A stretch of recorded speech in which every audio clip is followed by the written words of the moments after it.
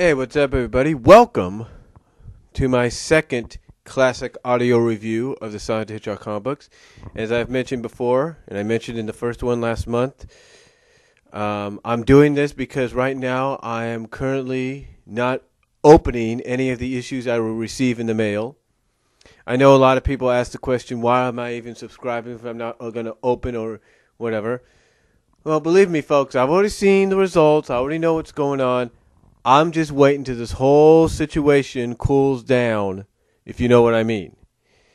In fact, Zara Nizarak did a response to some questions I had of him, and he's actually kind of cool with the idea that I have.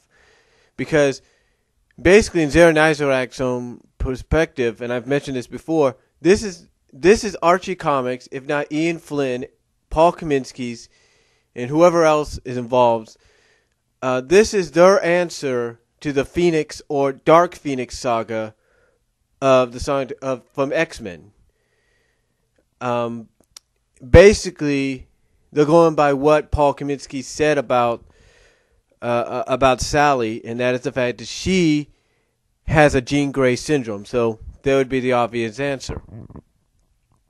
However, we're not here to talk about that. We're here to talk about this right here. And you probably already see the picture of it. I'm here to talk about, in my classic audio review for this month, Endgame. Now, Endgame came out in around summer of '97. Basically, Endgame was what Genesis was supposed to be this year. Endgame was the event of the summer. Basically, what happened was that now I'm not going to try to say that I'm correct in some of the things I say, folks. I'm not going to say I'm right. I'm not sure if some of the sources are true or not. But from my understanding, from various sources around, Endgame, from one of the sources I understand, was originally supposed to be the end of the comic book. That's one of the sources I've heard of. Now, I'm not sure if that source is true, if that rumor or whatever you want to call it is true, but that's one of the things I've heard of, that the Endgame Saga was supposed to be the end of the comic book because the comic was going to probably end at issue 50. But, according to several other rumors and sources, due to the fact that sales were actually going up because the comic, as we got later on into the late 20 issues, and then mostly the 30 issues, and up to the early to mid to late 40 issues, mainly I think the 30 issues and, like I said, early to mid 40 issues, did sales really start to go up for the comic to continue, from what I understand, because the comic, with the addition of a few new characters here and there from the games and from originality and from the cartoon itself, the reason sales, from what I understand, started to increase just before Endgame was due to the fact that the comic, like I said, in the 30 issues mostly, and all the way up to the early to mid 40 issues, was starting to resemble more of what the cartoon Sonic SatAM was. And that's why fans loved it and wanted to read it, because it was that continuation in their mind. So that's why sales started to go up, if you will, for the comic book, in my opinion, from what I understand. In my opinion, is also from what I understand. That was originally supposed to be the idea. Well, not idea, but that's from what I understand. Now, anyway, Endgame, of course, like I said, was a very infamous, very famous, very classic story in the comic book history.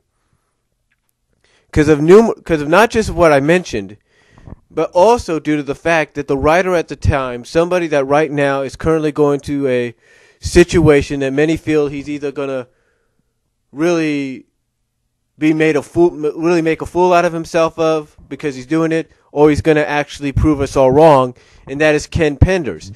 Ken Penders wrote this story. And Ken Penders, I believe, came up with the idea originally for this story to be one of the main, for this story to not only come about, but originally one of the main focal points of the story, and this ties into the rumor / source that I heard a long time ago. I've heard a long time ago, I should say. Well, it was where Endgame was supposed to be like the final saga, and issue 50 was supposed to be like the final issue. Excuse me, just drinking some coffee here. But like I said, well, issue 50 was supposed to be the final issue. The main focal point here was the death, or supposed death, of Princess Sally. That's right. Sally was actually, according to numerous sources and rumors, numerous sources, Ken Pendis was originally going to kill Sally off. Now, according to what one source said, when Ken Pendis originally was going to do this, he wanted to do it to the point that Sally wouldn't lose her fan base. She wouldn't lose her cult following, if you will.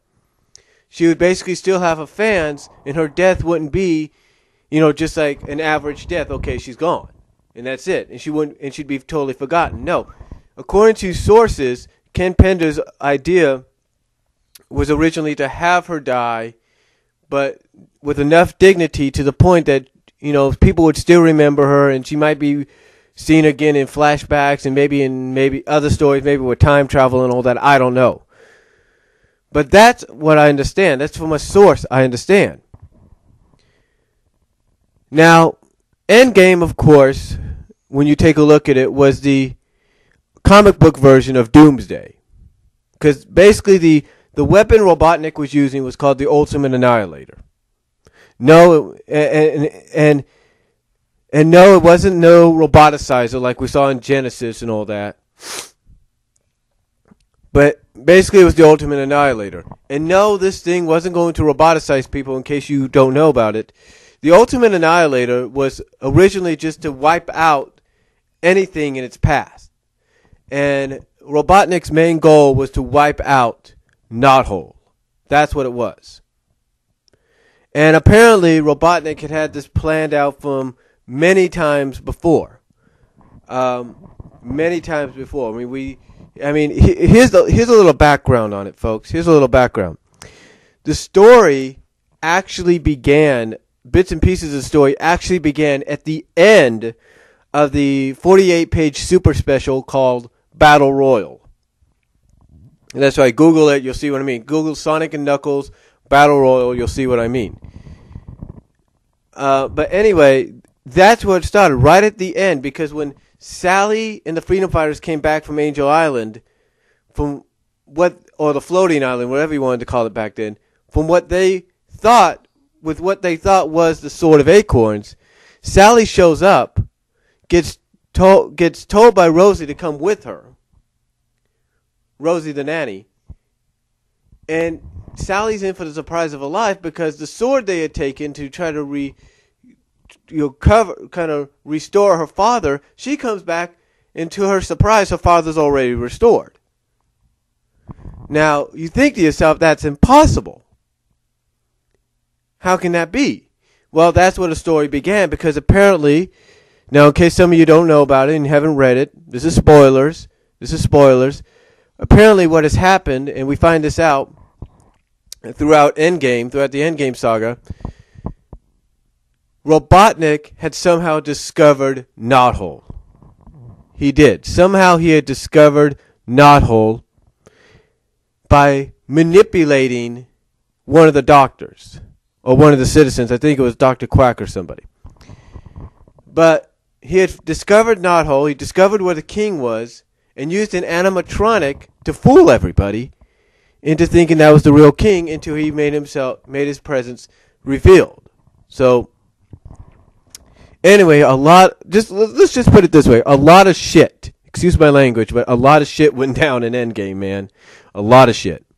First of all, you had Sally supposedly die, because what happened was, let's say you're on a top of a roof somewhere, and you're looking and you're making sure your friends are okay, and all of a sudden you see one of your friends cut the rope where your other friend is climbing down on. Wouldn't that kind of surprise you? Well, apparently that's what happened, and that's what supposedly was supposed to kill Sally off. Basically, Sally had fallen, I don't know how many stories, and hit chest first on the ground. Now, normally, yeah, that would kill somebody.